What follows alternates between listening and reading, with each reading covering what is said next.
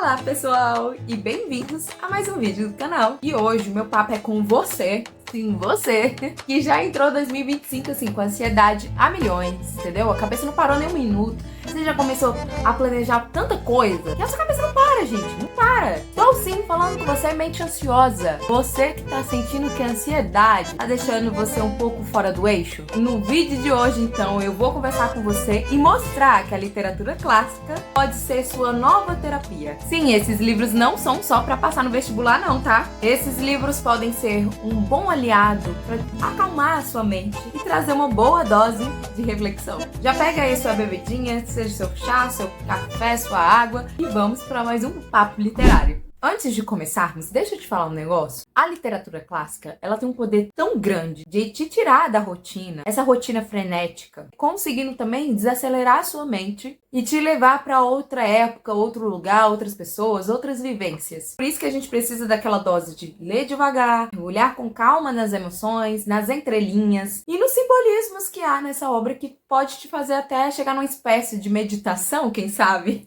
Aí eu falo uma coisa para quem é mente ansiosa vai entender. Eles conseguem te colocar em outras posições e mostrando também que esses problemas que talvez eu, você, nós estamos sentindo não é tão inédito assim, sabe? E eu acho que essa ideia de empatia ou de compartilhar sentimentos iguais ajuda já aí a mente ansiosa também. Aí eu fico pensando assim, se essa de Queiroz conseguiu passar pelo caos emocional do século XIX, você também consegue encarar seu chefe por aí.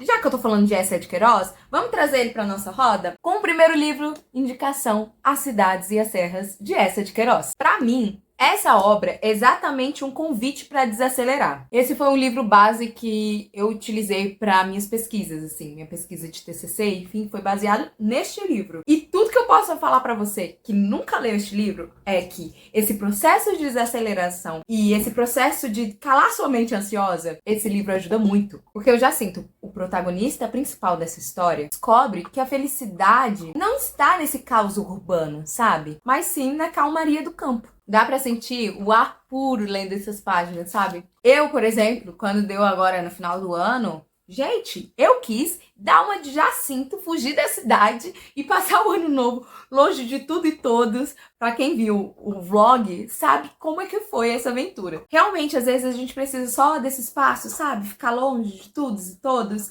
sair um pouquinho desse centro que é tão agitado e ir procurar um lugar perto da natureza. E olha que ir pro interior nem era minha vibe antes desse livro aqui, tá?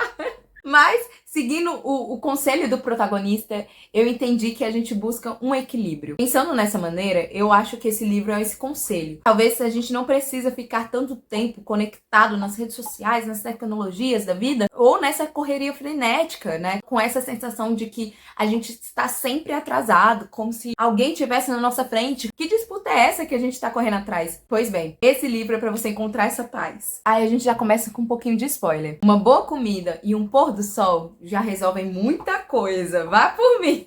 Próxima indicação, Marília de Dirceu, de Tomás Antônio Gonzaga. Poesia lírica, amigos. Poesia. Pra você ter uma noção, o Gonzaga, ele escreveu esses versos exatamente numa época que ele estava preso. Ele fala da Marília com tanta paixão que é impossível não se sentir mais leve depois desses versos. Esse livro aqui em si, ele já é um processo em si da desaceleração, porque você precisa ler devagar. Esse escritor, ele é o responsável por fazer parte da escola literária arcadista. E o arcadismo nada mais é do que isso: procurar desacelerar, sair dos grandes centros urbanos e buscar paz e refúgio nos campos. É o famoso Carpe Diem, mas não necessariamente os escritores saíam dos centros urbanos e iam procurar paz na natureza e viver do que a natureza dá. Muitas das vezes essas histórias eram representativas, eram para colocar essa ideia, essa paisagem, esse cenário dentro das poesias. Então a gente tinha um cenário como campo, pastores, ovelhas. E meu Deus, só de você falar isso, você começar a imaginar esse cenário, já traz uma paz. Só um trecho para vocês terem noção. Irás advertir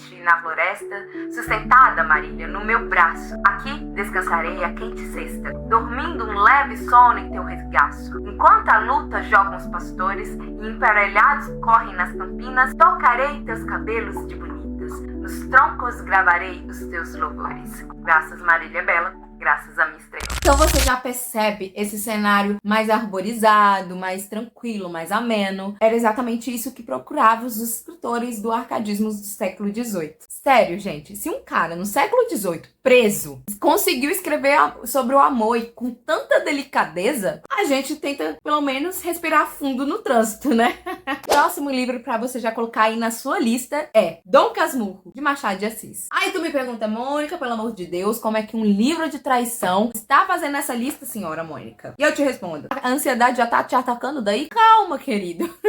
Porque pra mim, a escrita de Machado de Assis é tão envolvente que a gente acaba esquecendo o mundo ao nosso redor, os problemas e afins. Essa história do Bentinho ser tão introspectivo que acaba ensinando um pouquinho mais do que a gente é por dentro também. Inclusive, se você comparar a sua vida com o Bento Santiago, você vai entender que muita coisa não vale a sua ansiedade. Aí, além de falar sobre traição, se traiu ou não traiu, ou alguns aspectos da sociedade que Machado de Assis vai utilizar da ironia, e eu gosto disso porque o Machado de Assis, ele usa da ironia como se fosse uma luva pra dar um tapa na nossa cara, sabe? O bom disso tudo é que ele consegue tirar umas boas risadas da gente. Isso por si só já vai eliminando a nossa ansiedade também, né? Aí a gente fecha o livro pensando o quê? Será que a gente também, muitas das vezes, não vai criando uma espécie de capitus dentro da gente? Nossas capitus imaginárias acabando sofrendo à toa? Fica aqui a reflexão. Outro livro pra você também colocar aí na sua lista de mente ansiosa é Angústia, de Graciliano Ramos. Eu sei que o título pode assustar um pouco, né? Angústia, ansiedade. Sério, Mônica, o que você tá fazendo? Mas aí, eu falei, calma, calma, a gente já começa a criar a paciência aqui neste vídeo. Esse livro está exatamente aqui na nossa lista, porque o protagonista Luiz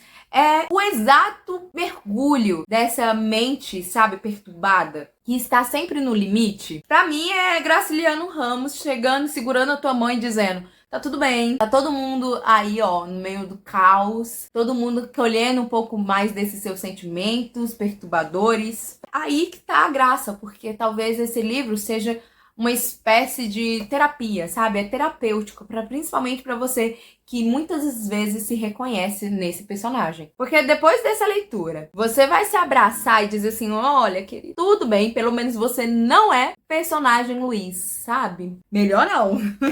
O próximo é aquele amigo poeta que te entende e te abraça sem te julgar. Quem é? Carlos Drummond de Andrade, com Sentimentos do Mundo. Aqui neste livro ele vai falar sobre solidão, sobre amor e, claro, o caos da vida moderna. São versos exatamente que vão te dar aquele abraço e dizer: calma, sabe? Olha ao seu redor. Eu sei que tem muita coisa difícil acontecendo, mas também existe muita coisa bonita do mundo. E tal, qual versão você quer olhar agora, nesse momento? É aquele abraço que a gente precisa, muitas das vezes, para sossegar a nossa mente. Eu digo que esse livro é aquela resposta, aquele: ok, eu vou conseguir passar por isso tudo. Agora, dicas para você conseguir ler esses clássicos numa boa, tranquilo e sem atiçar aí a sua ansiedade. Primeiro, toda vez eu digo a mesma coisa, mas eu vou repetir porque vale a pena. Leia devagar. Os clássicos não foram feitos para você maratonar, mas sim saborear e com calma. Eu acho que fazer anotações ajuda muito nesse processo. Que ajuda a internalizar o que você leu, o que você acabou compreendendo. Uma conversa mesmo que você vai tendo com o próprio escritor. Mas assim, sem pressão, gente.